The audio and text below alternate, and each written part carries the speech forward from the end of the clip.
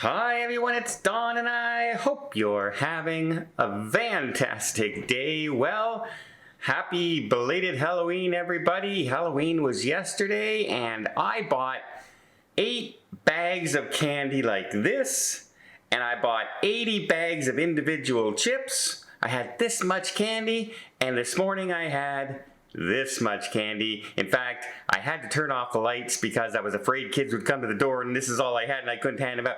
So yeah, I was pretty busy last night. This is the first place I've ever lived in that had a ton of kids show up, which I am grateful I went out and bought extra candy in the morning.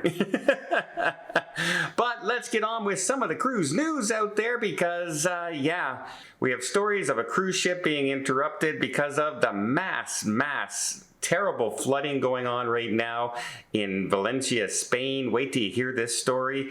Plus, we have stowaways on the Carnival Valor, but maybe not the kind of stowaways you might be thinking about. Norwegian has just come out and said that all the changes that they're making to the NCL Encore, well, they won't quite be ready by the time the ship sets sail from dry dock, and a few of the items, they're going to need just a little bit more time.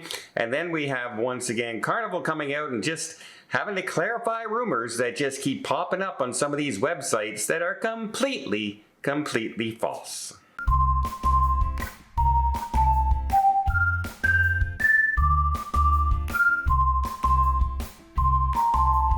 So on October 29th, a huge storm hit Spain. It made landfall in Valencia. It actually, some statements are coming out saying that they basically got a year's worth of rain for that normal area, that area of the world, in 8 hours.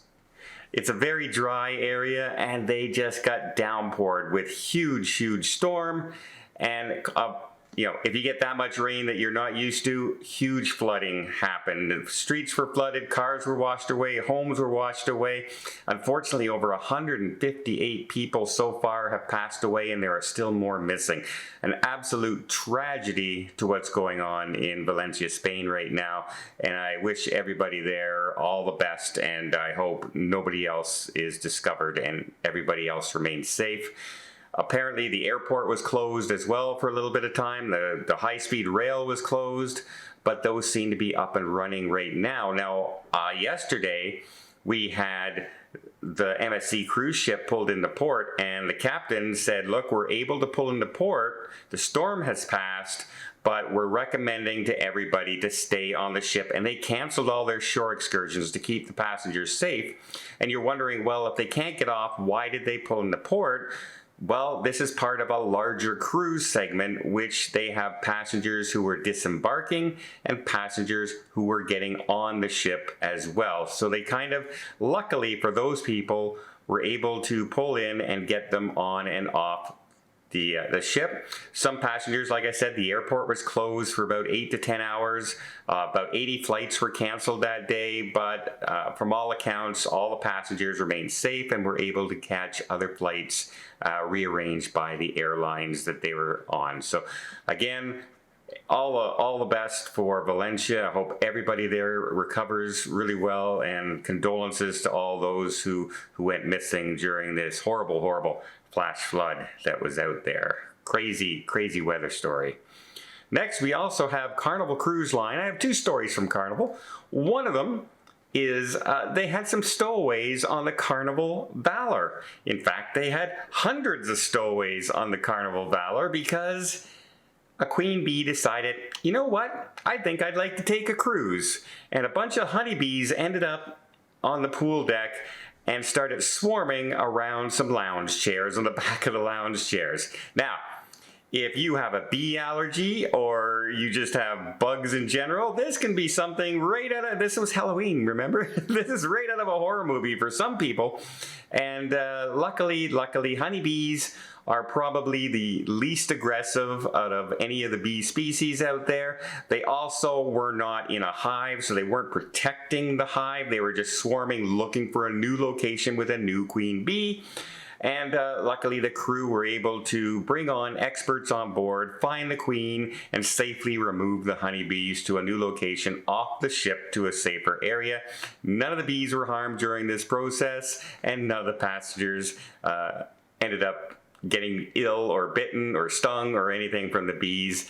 Something you just don't see every day is a swarm of bees on the pool deck, and I guess that's a pretty good thing to have. It's not out there. Another carnival story, as they say, John Hill keeps having to put out these rumors, claims all the time, because again, more posts are being put out on certain websites out there that are saying next year, starting next year, 2025, Carnival Cruise Line is going to mandatory passports. Everybody's going to have a passport no matter where you're sailing. No more closed loop sailings. No more sailing with your driver's license and birth certificate. No more. You're going to have a passport. And nothing can be further from the truth.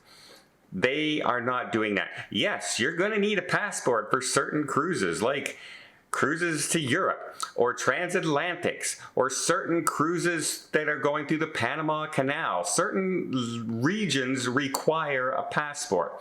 But normal sailings up into the Caribbean and places like that, down the coast, you're going to be able to go with your driver's license, your ID, government ID, etc. Even cruises to Alaska, you can take just your ID. I found that out last year. I thought you needed a passport because you're coming to Canada, but apparently you didn't. You don't. You just need to have a government ID, valid government ID. I still recommend a passport for everyone. It's not that expensive, and it really does cut down on some of the paperwork and the incidences that can happen when you're cruising. But I understand not everyone can get a passport for different regions, logistical reasons, things in their past, etc.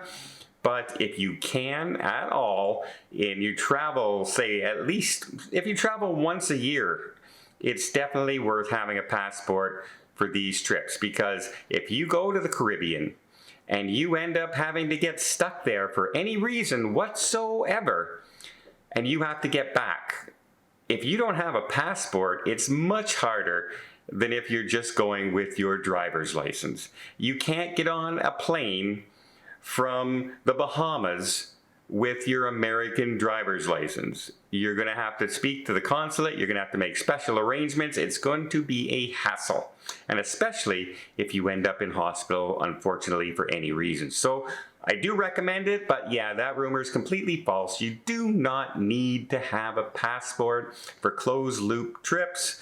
Only certain trips to certain countries and certain itineraries, as it's been for many, many years. And finally, we have the story about NCL and some changes they're making. But before I get there, let me just quickly invite you to hit that subscribe button if you haven't done so already. If you want to keep up to date with everything going on in cruising, from the ships that are breaking down, to the ships that are canceled, to the itineraries, to the weather happening in certain places, to do you need a passport or not, all these things, I'll try and simplify it. I'll try and make it as easy to understand as possible, keep you up to date with all the cruise news, and make your cruise just a little bit easier, maybe a little bit more enjoyable, and maybe even save you some money in the meantime. I hope you'll join us. It doesn't cost a thing when you hit that subscribe button, but it really does help the channel out, and I really do appreciate it. Okay, the NCL Encore will be going into dry dock in November, and it's having a lot of things done, a lot of changes. It's expanding certain areas, it's expanding dining, but some of the items are just not going to be ready in time. Once they go back on, I think it's December 3rd, the first sailing back after, it's not going to have a few of the things ready. For instance, they're not going to have an adult only area because it's not going to be ready for the transatlantic in time. Also, their new Spice H2O is going to need a little more time as well, and more space than they were planning on, so they have to close the laser tag area on the top deck to make more room for the Spice. So that's another thing. A couple of the restaurants are also going to be affected. I believe the teppanyaki will be closed for about 4 or 5 days the first 4 or 5 days after the sailing, and then hopefully they're going to open it halfway through the cruise. But there's going to be some inconvenience for those on the transatlantic coming from Southampton back to the United States.